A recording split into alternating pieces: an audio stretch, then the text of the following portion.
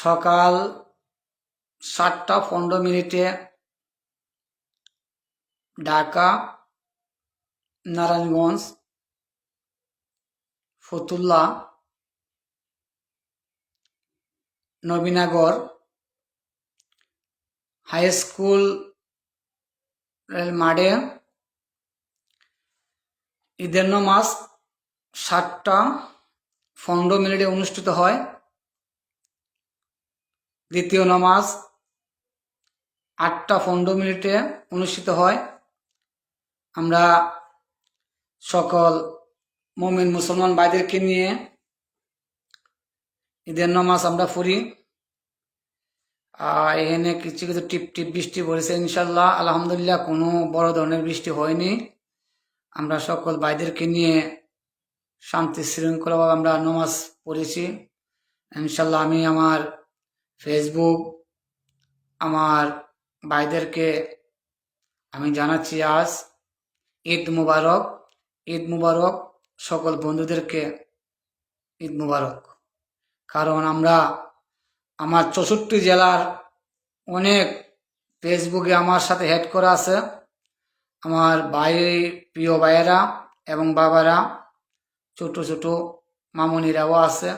ইনশাল্লাহ তাদেরকে আজকে আমার পক্ষ থেকে, আমার ফ্যামিলির পক্ষ থেকে তাদেরকে আমি জানাচ্ছি ঈদের শুভেচ্ছা এবং আন্তরিক অভিনন্দন। আমার ভালোবাসা থাকবে আপনাদের পাশে ইনশাল্লাহ। আমরা সকলেই ঈদের নামাজ পড়িয়া মা বাবা আত্মীয় স্বজনের জন্য দোয়া করবেন।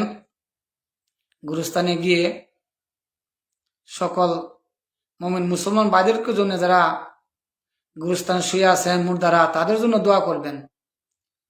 পুরা গেছে একটি মাস কবরের আযাব থেকে মুর্দারা শান্তি পেয়েছেন। আজকের দিন শেষ, মাহে রমজানও চলে গেল, ঈদও চলে গেল।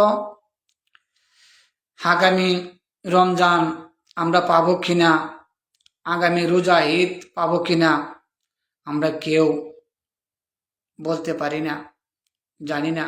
আমাদের নসিবে যদি থাকে, একমাত্র সৃষ্টিকর্তা আল্লাহই বলতে পারে আমাদের হায়াত মদের কথা।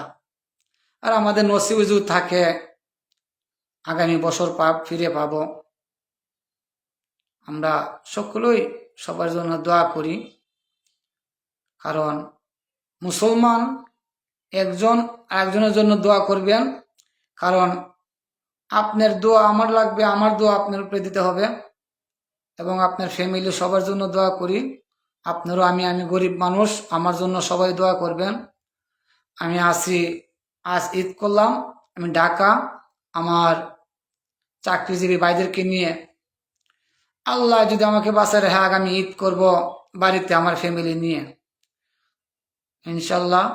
বেশি কথা বলে সময় নষ্ট করব না, কারণ ঈদের আনন্দ আছে আপনাদের সবার, ঈদের আনন্দ আছে, ঈদের আনন্দ করবেন। রাস্তাঘাটে দীক্ষা ভালো করে দীক্ষা চলবেন, কারণ ঈদ উপলক্ষে বেশি দেখা যাচ্ছে দুর্ঘটনা ঘটে রাস্তাঘাটে। এই দুর্ঘটনার থেকে আল্লাহ আপনাদেরকে হেফাজত করুক, বাঁচায় রাখুক। আমি দোয়া করি। ভালো থাকবেন, সুস্থ থাকবেন। আল্লাহ হাফেজ।